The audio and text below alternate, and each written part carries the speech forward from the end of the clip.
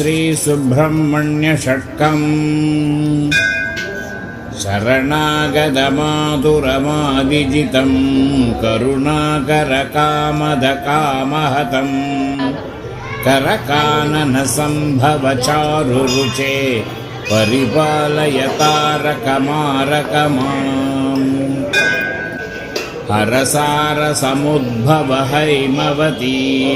करपल्लवलालितकम्रगनो सुरवैरिविरिञ्चि मुधाम्बुनिदे परिपालय तारकमारकमाम्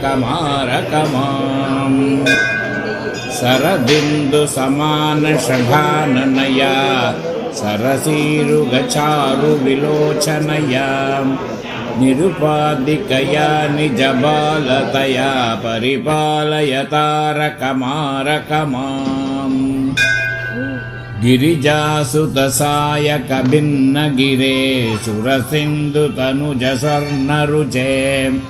सिकितोकसिकावल्लवाहन हे परिपालय तारकमारकमाम् जय विप्रजनप्रिय वीर नमो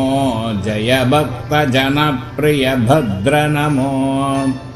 जय शाक विशाख कुमार नमः परिपालय तारकमारकमाम् परितो भव मे पुरतो भव मे पति मे भगवन् भवरक्षगतिम् वितरासु जयं विजयं परितः परिपालय तारकमारकमाम्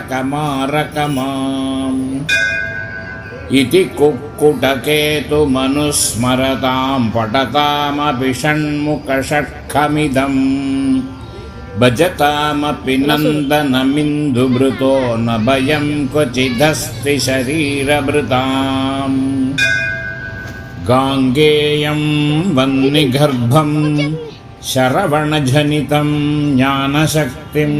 कुमारं ब्रह्मण्यं स्कन्ददेवं गुहमचलभितं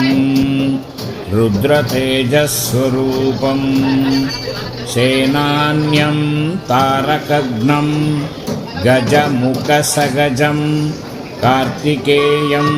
षडास्यं Subrahmanyam मयूरध्वजरथसहितं देवदेवं Namami. Thank you for listening to Astrovates podcast. Visit us at www.astro